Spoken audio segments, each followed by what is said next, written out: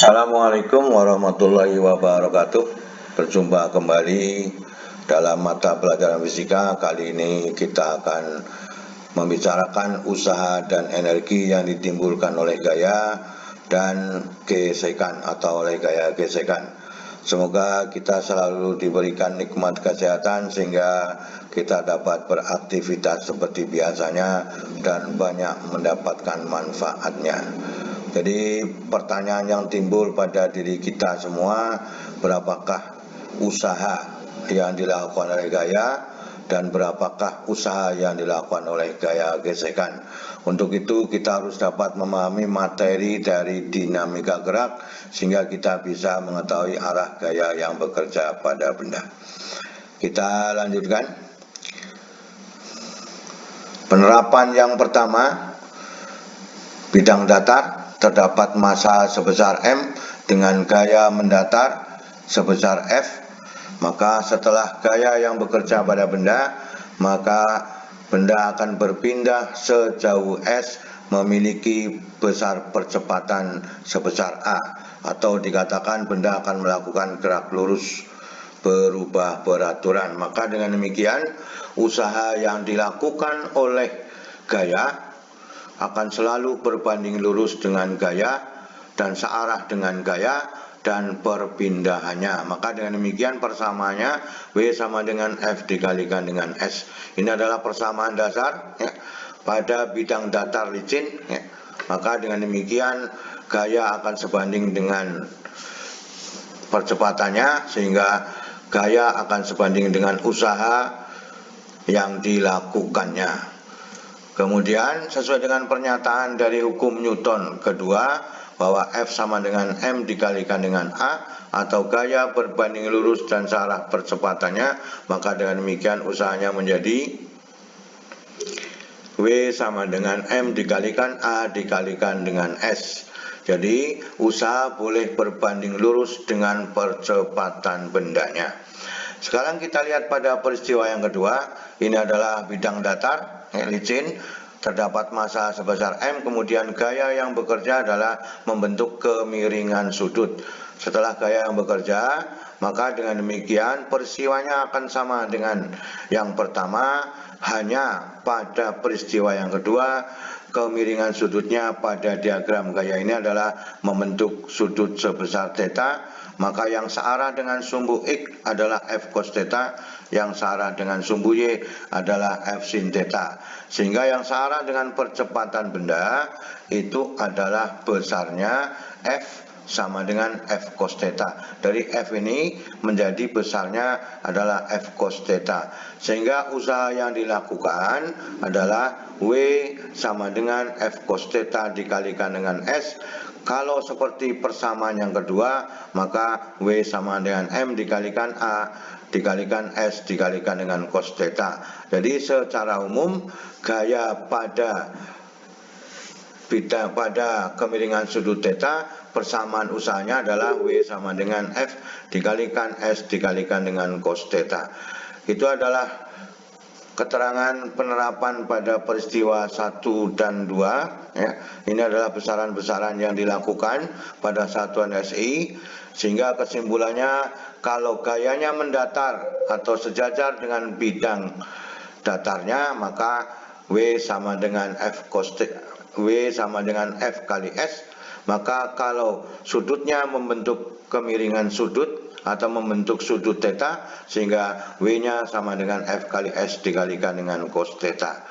Itu adalah penerapan pada nomor 1 dan penerapan pada nomor 2. Sekarang kita lihat pada penerapan yang nomor 3. Jadi tetap pada bidang datar, tapi kita anggap bahwa bidang datar ini akan memiliki koefisien gesekan sebesar mu, karena di sini ada yang kita sebut dengan gaya gesekan, sehingga pada benda bermassa M itu bekerja dua buah gaya yang saling berlawanan arah. Maka dengan demikian setelah gaya bekerja pada benda, sama prinsipnya dengan nomor 1 tadi, sehingga yang searah dengan gaya adalah F, searah dengan percepatannya adalah F, yang berlawanan dengan percepatannya adalah gaya gesekan, sehingga resultan gaya yang dibentuk pada sistem yang nomor 3 adalah resultan gayanya menjadi F-nya, gayanya berlawanan dengan gaya gesekannya. Maka dengan demikian, besar resultan gaya yang bekerja pada bidang datar dengan koefisien gesekan mu adalah resultan gayanya sama dengan gaya dikurangi gaya gesekan. Seterusnya bisa dituliskan persamaannya bahwa resultan gayanya sama dengan gaya dikurangi mu dikalikan M dikalikan dengan G. Ini adalah besar gaya gesekan pada bidang datar. Sehingga usaha yang dilakukan adalah berbanding lurus dengan resultan gaya dan perpindahannya, sehingga persamaannya W sama dengan sigma F dikalikan dengan S. Atau persamaannya boleh dituliskan bahwa W sama dengan besar resultannya adalah F dikurangi mu MG dikalikan dengan S. Ini adalah penerapan yang ketiga, memiliki persamaan bahwa W sama dengan F dikurangi mu MG dikalikan dengan S. Sekarang kita perhatikan pada penerapan yang keempat. Jadi perbedaannya gayanya membentuk sudut kemiringan atau sebesar theta ya boleh. Maka dengan demikian, setelah gaya yang bekerja pada benda, maka gaya ini juga akan searah dengan percepatannya, gaya gesekannya akan berlawanan dengan percepatannya. Maka dengan demikian diagram gaya berikut ya, maka gaya yang bekerja pada benda dengan sudut theta itu yang searah dengan percepatannya adalah F cos theta, yang berlawanan dengan percepatannya adalah gaya gesekannya sebesar F, dan yang searah dengan sumbunya adalah F sin theta. Maka dengan demikian, yang searah dengan percepatan benda adalah merupakan bentuk resultan gaya yang terjadi, yaitu resultan gaya yang bekerja pada benda adalah F cos theta. Kalau ini F, ini adalah F cos theta, ini adalah tetap sebesar F. Maka dengan demikian persamanya dituliskan resultan gaya yang bekerja pada gaya dengan kemiringan sudut theta, maka F cos theta dikurangi mu M dikalikan dengan G. Jadi peristiwa yang ketiga dengan yang keempat bedanya harus dikalikan dengan F cos theta. Maka usaha yang dilakukan tetap sama, berbanding lurus dengan resultan gaya dan berbanding lurus dengan perbedaannya, sehingga dituliskan persamanya bahwa W sama dengan ini adalah hasil resultan gayanya sebesar F cos theta dikurangi mu MG dikalikan dengan S sebagai perpindahannya. Itulah dari penerapan nomor 3 dengan nomor 4. Ini adalah besaran-besaran yang dimiliki pada penerapan nomor 3 dengan nomor 4. Kesimpulannya bahwa semuanya dilakukan menggunakan resultan gaya. Karena apa? Untuk memudahkan bahwa gaya yang searah dengan percepatan benda, ini gaya yang searah dengan percepatan benda, ini adalah gaya yang berlawanan arah dengan percepatan benda. Itulah penerapan pada nomor 3 dan nomor 4. Sekarang kita lanjutkan pada penerapan yang kelima, yaitu benda bermassa M pada bidang miring ya. Maka setelah menuruni bidang, maka benda tersebut akan melintasi sejauh S dan memiliki perbedaan setinggi H, maka sin tetanya adalah delta H dibagi dengan S ya. Jadi sin tetanya, sudut tetanya adalah delta H dibagi dengan S. Benda menuruni bidang, maka gaya-gaya yang bekerja pada bidang miring ya, tanpa gesekan ya. Maka dengan demikian inilah gaya beratnya. Diagram gayanya selalu menuju pusat bumi, kemudian yang searah dengan percepatan benda adalah mg sin theta, kemudian yang searah dengan sumbu Y adalah mg cos theta. Sehingga usaha yang dilakukan oleh gaya berat harus berbanding lurus dengan massa, percepatan gravitasi, dan fungsi sudut kemiringannya. Maka dengan demikian kita menggunakan persamaan yang sama, W sama dengan F dikalikan dengan S, maka F-nya ini sama dengan mg sin theta, sehingga gaya yang searah dengan percepatan benda adalah F sama dengan mg sin theta, maka usahanya dituliskan W sama dengan mg sin theta dikalikan dengan S. Ini adalah merupakan gaya yang menyebabkan benda menuruni bidang miring, sehingga pada sudut yang dibentuk adalah delta H dibagi dengan S, sehingga persamaannya boleh dituliskan mg sin tetanya adalah delta H dibagi dengan S dikalikan dengan S, maka persamaannya menjadi W sama dengan mg dikalikan dengan delta H. Ini yang disebut sebagai energi potensial, sehingga persamaannya menjadi W sama dengan delta EP, atau usaha akan selalu berbanding lurus dengan perubahan energi potensialnya. Nah, inilah kalimat yang diinginkan, ya. Sehingga boleh dituliskan bahwa usaha pada bidang miring adalah W sama dengan EP atau W sama dengan delta EP, sehingga EP-nya memiliki persamaan bahwa mg dikalikan dengan H atau mg dikalikan dengan delta H. Itulah pada penerapan nomor 5, ini adalah besaran-besaran yang harus dipenuhi, ya, yang bekerja, sehingga kita bisa menyelesaikan permasalahan-permasalahan yang terjadi pada sistem nomor 5. Peristiwa yang nomor 6, tetap pada bidang miring benda itu sebesar M, akan tetapi bidang miringnya memiliki koefisien gesekan atau memiliki gaya gesekan. Benda tersebut akan menuruni bidang miring, maka besaran-besaran yang dimiliki adalah delta H, perbedaan tinggi benda, kemudian yang sejajar dengan lintasannya adalah jarak perpindahan benda sebesar S, maka sin tetanya tetap sama bahwa H dibagi dengan S atau delta H dibagi dengan S. Maka yang searah dengan percepatan benda itu adalah gaya-gaya yang menyebabkan benda itu menuruni bidang. Sehingga gaya-gaya yang searah dengan percepatan benda masih tetap sama, yaitu mg sin theta. Yang berlawanan dengan arah percepatan benda adalah gaya gesekannya. Maka yang sejajar dengan sumbu Y itu adalah mg cos theta, maka berat benda selalu menuju pusat bumi sebesar mg. Sehingga usaha yang dilakukan oleh benda pada bidang miring dengan koefisien gesekan sebesar mu ditentukan oleh gaya yang searah dengan percepatan benda, yang menyebabkan benda turun sebesar mg sin theta. Yang berlawanan dengan percepatan benda adalah gaya gesekan sebesar F gesekan sama dengan mu mg cos theta, sehingga jumlah resultan gaya yang bekerja pada benda tersebut adalah sigma F sama dengan mg dikalikan dengan sin theta dikurangi mu cos theta, sehingga persamaan usahanya menjadi W sama dengan sigma F dikalikan dengan S, maka persamaannya menjadi W sama dengan mg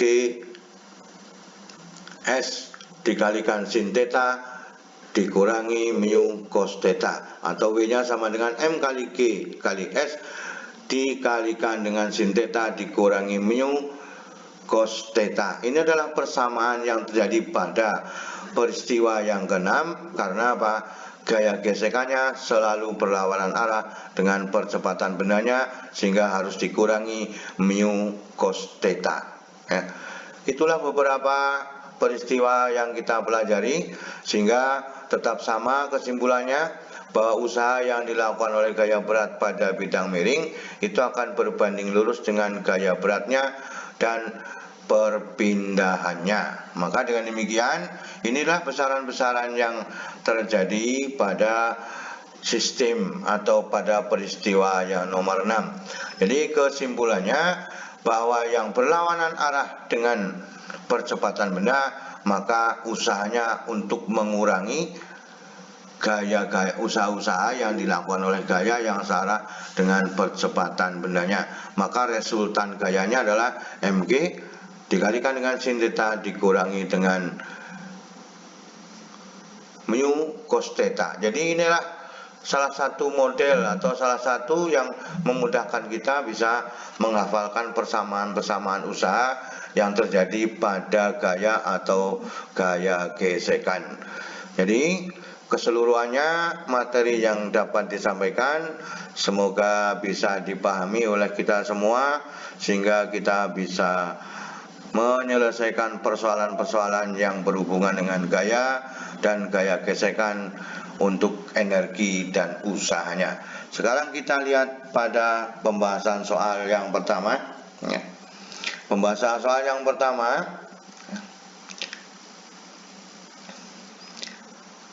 akibat adanya gaya tetap sebesar 40 Newton menyebabkan benda berpindah 20 meter, berapakah usaha yang dilakukan oleh gaya tersebut?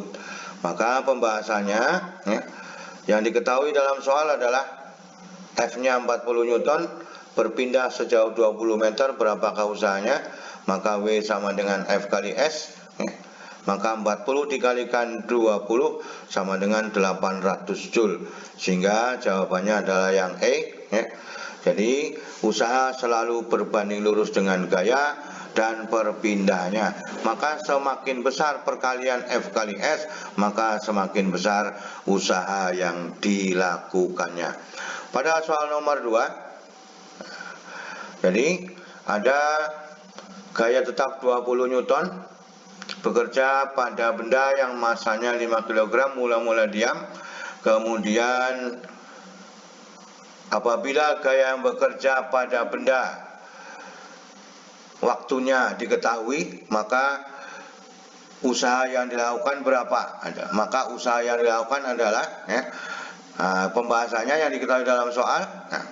Usahanya 20 Newton, kemudian masanya 5 kg, mula-mula diam, gaya yang bekerja selama 2 detik atau 2 sekon, berapakah usaha yang dilakukan oleh gaya selama waktu 2 detik? Maka jarak yang ditempuh oleh benda harus kita ketemukan terlebih dahulu, karena benda ini melakukan gerak lurus berubah beraturan, maka S-nya sama dengan setengah AT kuadrat. Persamaan aslinya adalah S sama dengan V0 T ditambah setengah AT kuadrat. Karena V0-nya 0, maka 0 dikalikan T adalah 0, maka tinggal setengah AT kuadrat. Kita lanjutkan. Setengah dikalikan F dibagi dengan M. Kenapa kita harus menggunakan F dibagi dengan M? Karena yang diketahui adalah F dan M. Jadi kita tidak langsung menggunakan percepatan, maka harus mencari A-nya dulu, tetapi langsung dipasang persamaannya menjadi F dibagi dengan M. Jadi yang diketahui dalam soal akan lebih mudah kita lakukan.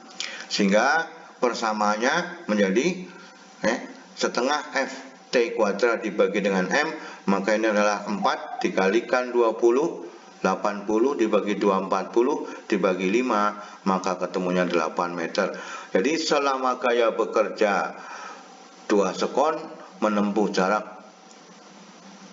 8 meter, maka usaha yang dilakukan adalah 20 dikalikan 8, ketemunya adalah 160 Joule. Itu adalah soal yang nomor 2, jawabannya B. Maka kita harus cari dulu ini, bahwa harus hafal bahwa ini adalah S sama dengan setengah AT kuadrat karena bendanya melakukan gerak lurus berubah beraturan. Pada soal selanjutnya, untuk soal nomor 3, hitunglah usaha yang bekerja pada balok seperti pada gambar di bawah ini. Jadi usahanya apa? Gaya yang bekerja pada benda 40 Newton membentuk sudut 60 derajat berpindah sejauh 50 meter. Maka dengan demikian usahanya 40 Newton membentuk sudut 60 derajat menyebabkan benda berpindah sejauh 50 meter, berapakah usahanya? Maka persamanya adalah W sama dengan F cos theta dikalikan dengan S. Sehingga kita masukkan angkanya 40 dikalikan cos 60 dikalikan 50, ketemunya 1000 Joule. Cos 60 berapa? Setengah. Nah, setengah kali 40, 20 kali 50 menjadi 1000. Maka itu adalah persoalan pada nomor 3. Usahanya ketemunya 1000 Joule. Pada soal nomor 4 diberikan gambar ya, bidang miring dari titik A, kemudian bendanya menuruni bidang sampai ke titik B dengan tinggi titik A adalah 20 meter. Ini adalah pilihannya ya. Maka pembahasannya ya, kita lakukan ya. Masanya 1 kg, G-nya 10 meter per sekon kuadrat. Kemudian berapakah perubahan usaha yang dimiliki dari A menuju ke B. Maka dengan demikian perubahan usaha pada AB sama saja dengan perubahan energi potensial pada AB. Sehingga persamaan perubahan usaha pada AB itu adalah M kali G dikalikan H dikurangi dengan HB. Maka HB adalah pada dasar bidang sehingga 0, maka pada H adalah 20 meter. Sehingga persamaannya 1 dikalikan 10 dikalikan 20 dikurangi 0, maka ketemunya adalah 200 Joule. Jadi kalau kita ingin mempermudah permasalahan ini bahwa delta H-nya adalah 20 meter atau hanya 20 meter, maka kita boleh menggunakan persamaan M kali G dikalikan H, hanya 20 meter, maka 1 kali 10 dikalikan 20 juga ketemunya 200 Joule. Jadi jawabannya yang C. Kemudian kita lanjutkan pada soal nomor 5.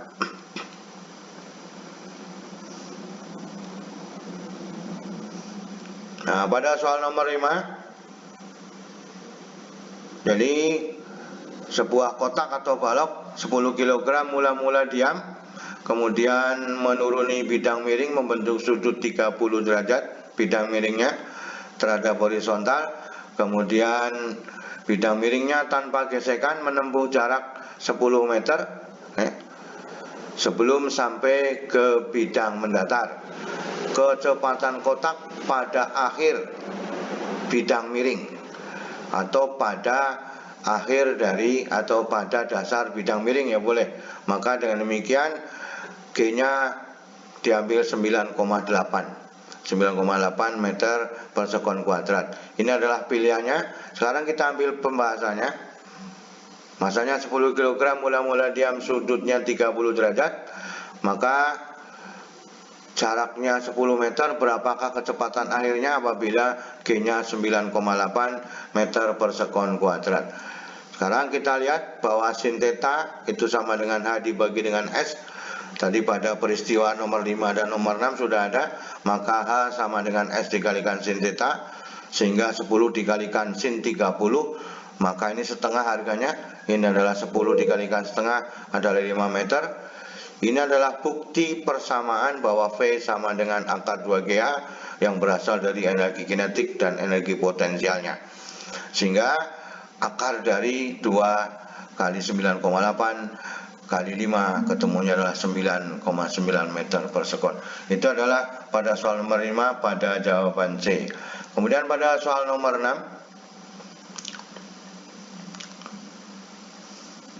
pada soal nomor 6, masanya 1 kg menuruni bidang miring dengan koefisien gesekan 0,5 dengan sudut kemiringannya adalah 45 derajat terhadap bidang horizontal, panjang lintasannya adalah 1 meter dengan percepatan G sama dengan 10 meter per sekon kuadrat. Hitunglah usaha yang dilakukan oleh gaya berat, usaha yang dilakukan oleh gaya gesekan, usaha total benda menuruni bidang miring, atau yang terakhir adalah hitunglah tinggi bidang miringnya.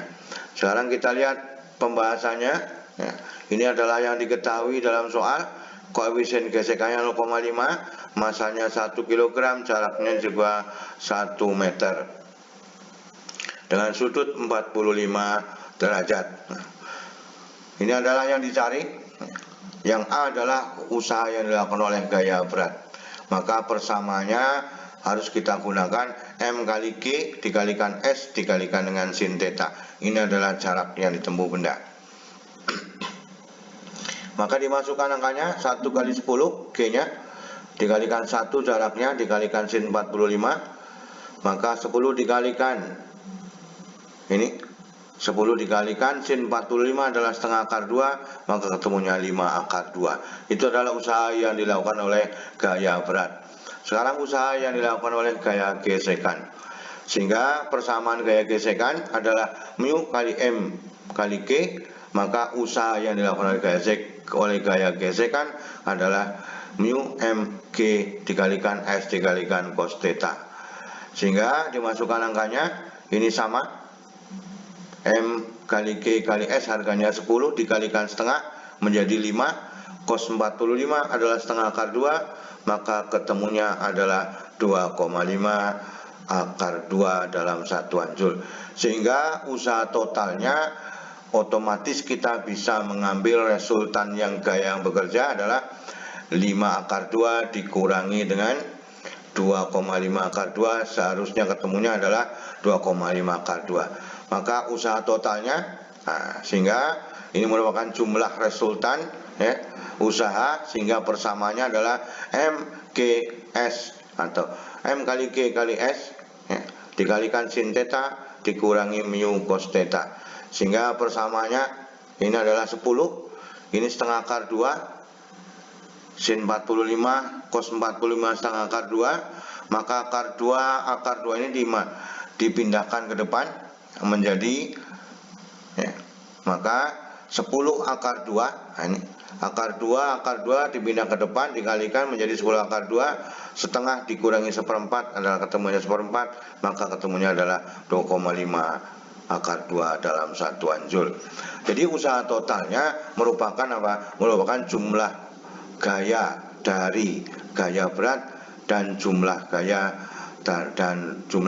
yang dilakukan oleh gaya gesekan. Nah, kemudian berapakah tinggi bidang miringnya? Maka sin theta itu sama dengan H dibagi dengan S, maka H-nya sama dengan S dikalikan dengan sin theta, sehingga 1 dikalikan sin 45, maka ketemunya adalah setengah akar 2 dalam satuan meter. Jadi itulah yang dapat disampaikan pada kesempatan kali ini. Semoga dari soal nomor 1 sampai soal nomor 6 bisa kita pahami semua, dan kita bisa menyelesaikan permasalahan-permasalahan yang terjadi pada usaha dan energi yang diambil dari gaya dan gaya gesekan. Apabila belum jelas pada materi ini, Anda bisa membuka kembali videonya. Terima kasih. Wassalamualaikum warahmatullahi wabarakatuh.